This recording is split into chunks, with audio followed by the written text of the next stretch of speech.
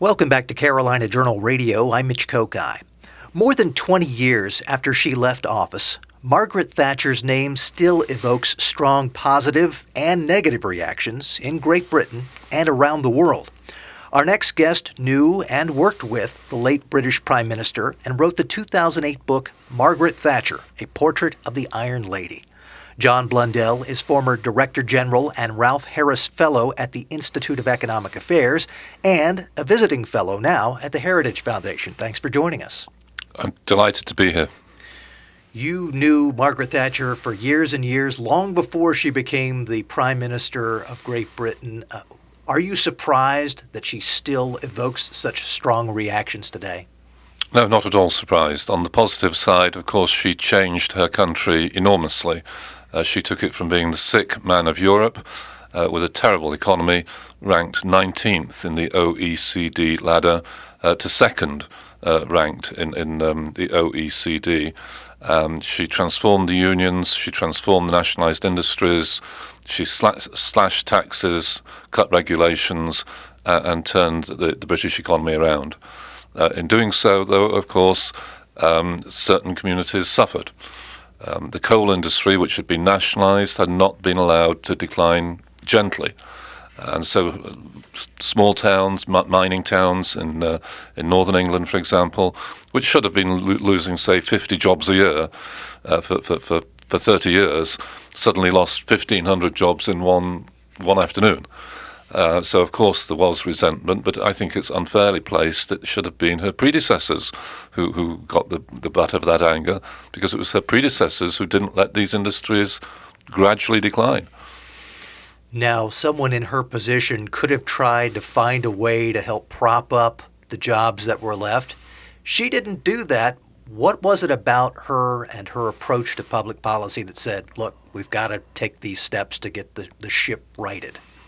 Well, there was very much a feeling that we were in the last chance saloon. We'd just been through the Winter of Discontent, January through March of 1979, so-called, as in the opening line of Shakespeare's Richard III, now is the winter of our discontent. And to give you a feel of what it was like, as well as the unemployment and the inflation and the industrial unrest, the gravediggers were on strike, so coffins were piling up. Ambulance drivers were on strike, so 911 calls were not answered.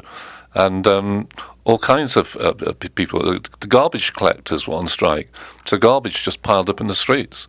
I mean, it was truly awful. In fact, one newspaper, the Daily Telegraph, ran a headline, and the headline was, "Cheer up, things are getting worse," meaning that things were getting so bad that it was stoking up a huge appetite for change. And people really had begun to realise that we simply had to change, else we were going to become a third world country. Still, no one likes change, but she had the fortitude to stick with her ideas. Yes. What was it that convinced her that despite all of the catcalls, despite all the criticism, she was heading in the right direction? Well, she had a very strong personal moral compass. I mean, she knew what was right and what was wrong, and she had great courage. I mean, remember, she took on the IRA, they tried to kill her. She took on the Argentinian dictators over the Falklands. She took on the mine workers when they tried to unseat her. Time and time again, she showed incredible fortitude and incredible courage and tenacity. I mean, she fought the mine workers for a year. That was how long that strike went on, for a year of incredible violence. That is the voice of John Blundell, former Director General and Ralph Harris Fellow at the Institute of Economic Affairs, also visiting fellow at the Heritage Foundation. If you'd like to hear what he has to say again, you can listen to the weekly Carolina Journal Radio podcast, available at carolinajournalradio.com. It's been more than 20 years since she left office. I was, in fact, in England right about the time the Conservatives displaced her and put John Major in. I remember that distinctly.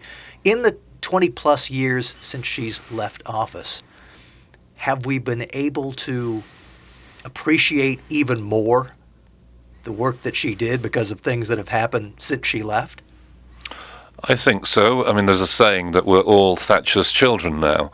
In fact, her impact on the Labour Party was huge. The Labour Party realised that it had to move back toward the centre if it was ever to be re-elected to power. And Tony Blair, of course, became its leader when his predecessor John Smith died unexpectedly of a heart attack. And he persuaded the Labour Party to remove Clause 4 of its constitution.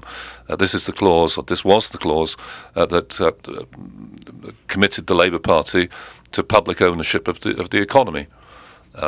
Maybe not small shops, but other than sort of small family businesses, everything was to be owned and run by the government.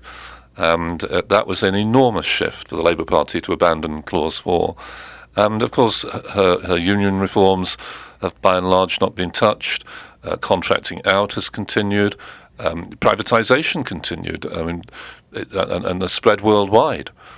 Many African and Asian and Latin American countries adopted Margaret's privatisation plans, and Britain became a big exporter of expertise on how to privatise your copper mine or your coal mine or your airline or your bus company or whatever it might be.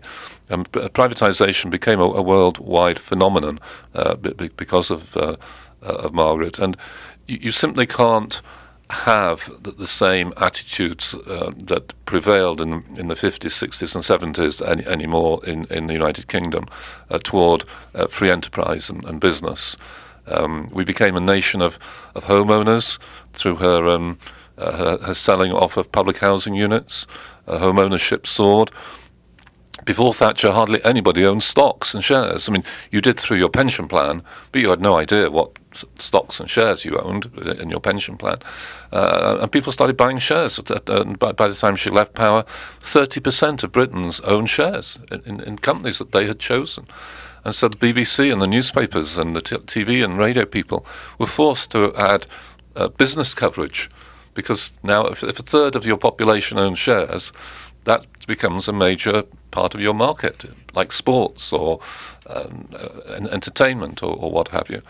And so there was a massive change of attitude. And she impacted the Liberal Party as well, the Liberal Democrats. I mean, they moved much closer to the centre than they had been previously. Our time is running short, but I would suspect that having seen the role that Margaret Thatcher played, you would hope that the Britain of today, the United States of today, Western Europe of today would adopt a little bit more Thatcher ideas for the types of policy challenges we face today. Yes, I think particularly on the deficit and the debt and on socialised medicine. I think if Margaret were here today on your radio programme, she would be more worried about Obamacare than about the deficit. I mean, she was able to fix the annual deficit in the British government, and she was able to retire a lot of the debt. But she wasn't able to take on the nationalised health system at all. And once that gets embedded, it's a really difficult job to change it. So I think if she were here today, she would say beware of Obamacare more than anything else. Words that are good to end with. John Blundell, former Director General and Ralph Harris Fellow at the Institute of Economic Affairs, visiting fellow at the Heritage Foundation. Thanks so much for joining us. Thank you. And we'll have more on Carolina Journal Radio in just a moment.